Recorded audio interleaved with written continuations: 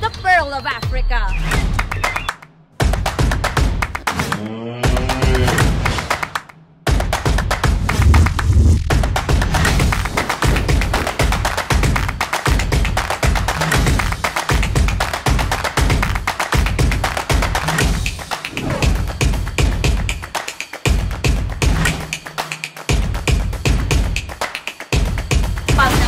Magpapahinga, huwag susuko. Tara na, with Tindera sa Africa.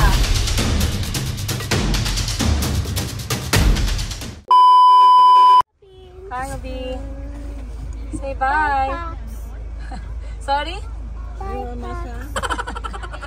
Ang lahat, andyan na yung ating mga kakailanganing essentials. Ay, hindi ko na naman napakita sa inyo yung mga pinako para sa mga bata. Pero mamaya pag nagkaroon ako ng time or pagdating namin sa Uganda, ipapakita ko sa inyo yung mga tips and hacks and essentials para sa isang parent na traveling with one or more kids. Ayun. So, watch out if you wanna see more of this episode. And the part 2 of this episode, of course, huwag niyong kalimutan mag-like, subscribe, at mag-comment kayo kung meron kayong mga penny of your thoughts para naman malaman ko anong iniisip ninyo. Alright guys, tuloy-tuloy ang vlog natin ngayong araw. See ya! So how was your 2 months in the Philippines? Very great. What was your favorite moment? Playing with Ashley. Playing with Ashley was In the the best. arcade. In the arcade? Yeah. How about the zipline with mommy? Yeah, also very fun. You like that? I think Ashley would love to go there. Yeah, we will do that again when we come back, okay? Yeah. Ayan guys, nandito na tayo sa General Santos City Airport. At syempre, number 1 natin gagawin, magpapatulong tayo sa mga porter kasi alam nyo naman, tagdalawang bagahe kami ng mga bata. Guys, papasok tayo ng airport ngayon. So, salamat sa lahat ng prayers ninyo for a smooth, safe, and peaceful flight naming mag-iina.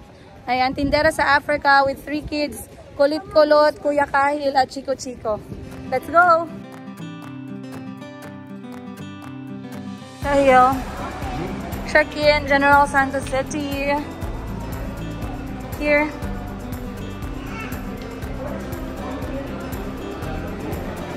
Here na. Sobrang gaan na pala dito ng process. At napaka luwang na nung check-in area. So, hindi katulad before na medyo masikip. Dito okay na. So, ayan guys, nakapasok na tayo dito sa waiting area ng Philippine Airlines. Ayun, nakabook na po tayo ng ticket bago pa. So, Philippine Airlines pa rin yung gamit namin ng mga bata. At ayan na sila. Si Kulit-Kulot, busy sa kanyang Play-Doh. Ang ganda nung laruan na Play-Doh guys sa mga biyahe-biyahe nga pala. Dahil talagang 1 hour, 2 hours niyang nilalaro. Hindi siya nagsasawa. Ayan din si Chico-Chico. At syempre si Kuya Kahil nandun. Naglalaro ng puzzle. Ayan. Advice ko sa inyo mga mommies, pag nagta-travel kayo with the kids, let them move. Ayun. Hayaan nyo silang maglakad. Hayaan nyo silang maglaro. Basta wag lang masyadong maingay, no? Tsaka nakaka-distract ng iba. Kasi nakaka-help yun sa kanilang energy. Para magamit na lang yung kanilang energy. At mamaya during the flight, ay makatulog ang mga bata. Ayun. So,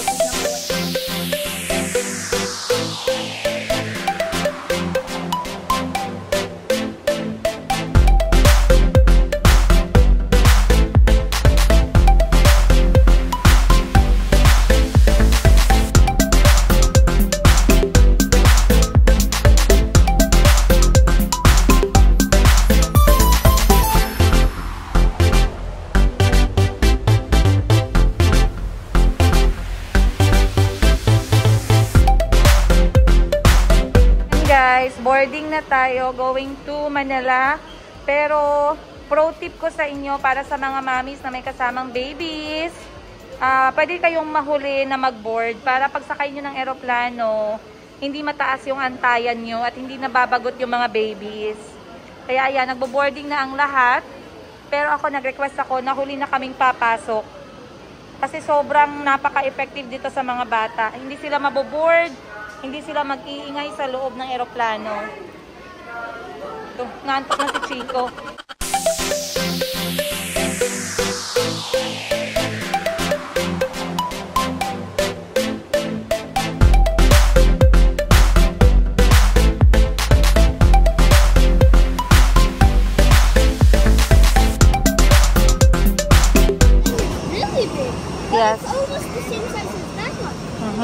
is twice the size of that.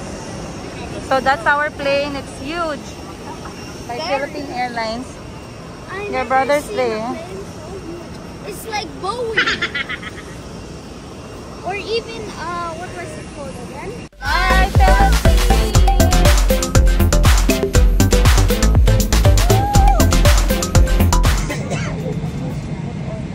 But they don't have headphones, so you just... What happened to your TV? You can just watch.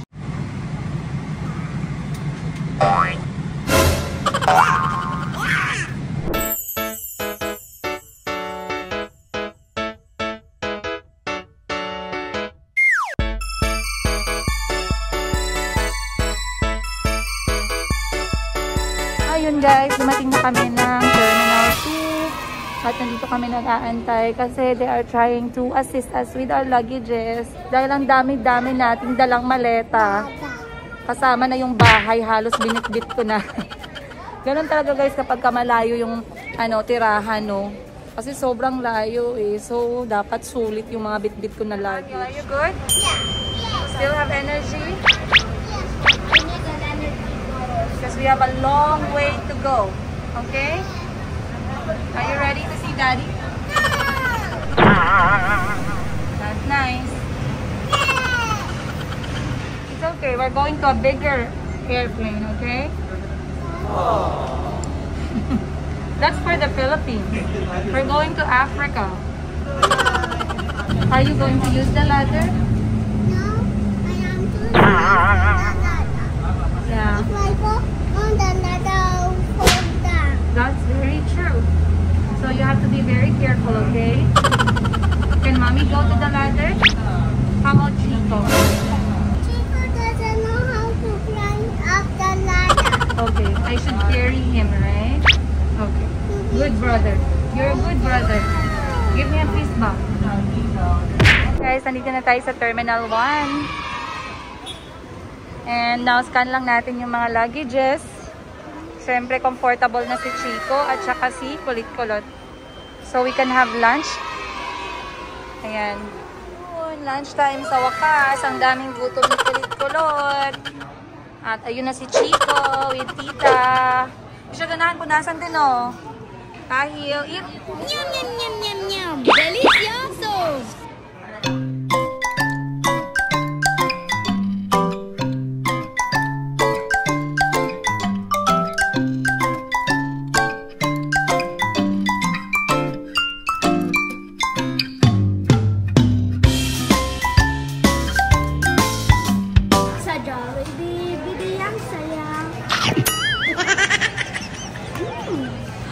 Na si Kulot habang kumakain, nakapikit na.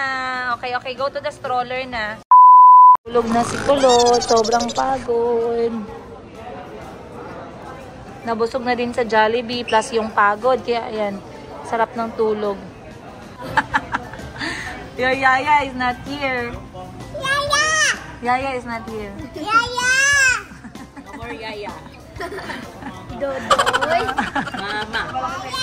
Dodoy. Dodoy. Ashley. Ash. Ashley. Ayik. Ayik. Ayik. Ayay! Morning. Morning. Ning ning. Nini. Oh.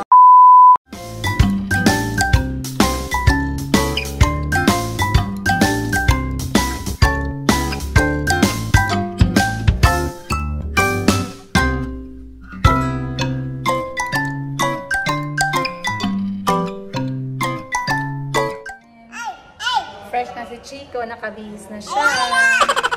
Hindi naman kami nagmamadali guys kasi yung pressure kasi medyo hindi yan nakakatulong, nakakataranta yan. So marami tayong nakakalimutan. So eto, another tip ko sa inyo, pag nagka-travel kayo at marami kayong dalang babies or marami yung anak na dala ninyo, just take one step at a time. Galing ha? Kung alam nyo naman na enough yung oras nyo at alam naman ninyo na tama yung flight details ninyo. So guys, mabuti na lang ngayon meron ng mga porters na mababait. Yes po, with the kids. Meron ng mga porters na mababait. So ayan. Hindi tayo nasistress sa biyahe. Si Kuya naman, tumusulak. sa mga kapatid niya. Wala ako nagpe-prepare ng mga documents, tickets, passports, visas, and everything. So, merong division of labor. Alright. So far, so good guys. Hindi tayo nasa-stress. Tamang carry bells lang. Ayan, tuloy natin tong ating biyahe.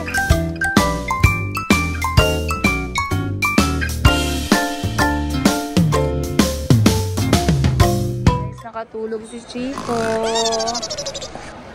Mabuti naman nakaubos siya ng isang boteng gatas. Ayan. Sarap ng tulog niya. Medyo masama yung pakiramdam niya, pero at least konting pahinga lang. Natubo kasi yung ngipin, oh. Taas pa pa. Pak. Pak. Parang naka-business class lang, ah. Sana all. Habang ako naman ay mag-fill up ng mga details natin. At syempre, si Kuya Kahil is a very responsible kuya. Ayan. At iniikot niya si Kulit-Kulot para medyo ma-enjoy at hindi mabagot.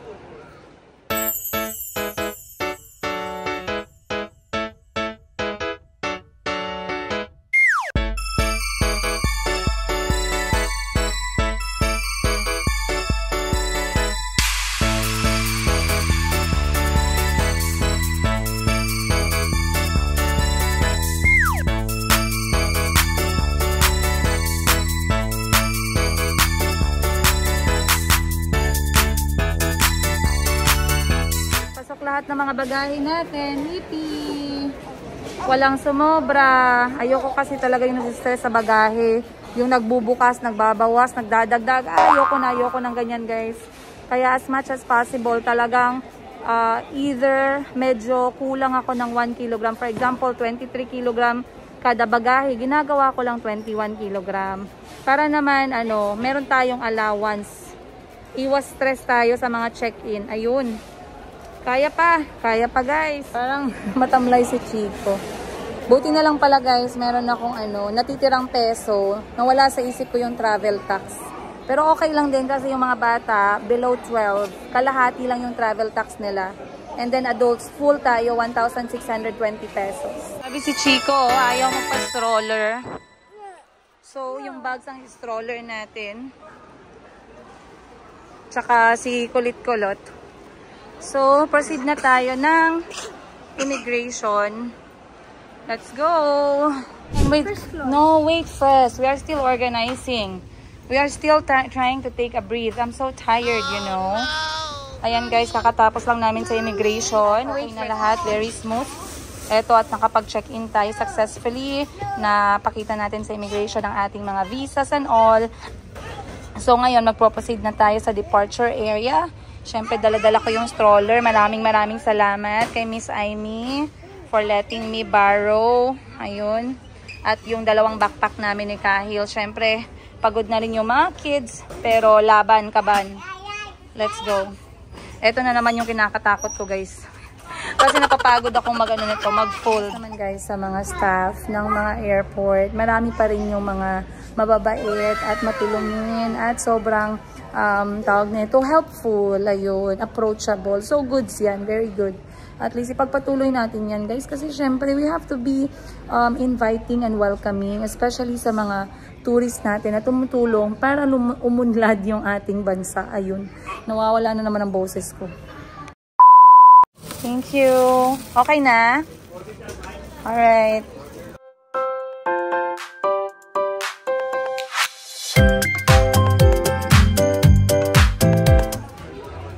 Okay. Ayan guys, pag wala yung stroller, naka-carrier si Chico para mas mabilis. So ngayon, boarding na natin papuntang Addis Ababa, Ethiopia. Doon tayo magko-connect ng flight going to Uganda. Pero mga pa guys, 10 hours na travel from here. And then, meron tayong antayan sa Ethiopia bago mag-connect sa Uganda. So, nababagot na si Chico. Oh, no! Kakakain lang namin ng dinner. Busog kaming lahat. Busog ang mga bata. Si Chico na lang magmi-milk later. So, eto. Ubos na naman yung mga tao. Kita nyo? Kasi, yun nga sinasabi ko guys. Kapag may mga babies and kids, nagpapahuli talaga akong pumasok sa plane. Para pagka-upo namin, after about 5-10 minutes, lilipad na yung plane. Hindi matagal yung antayan. Giving it to you. I said it's Calbis Mentos. Only sharing is scary. I like that. Sharing is caring.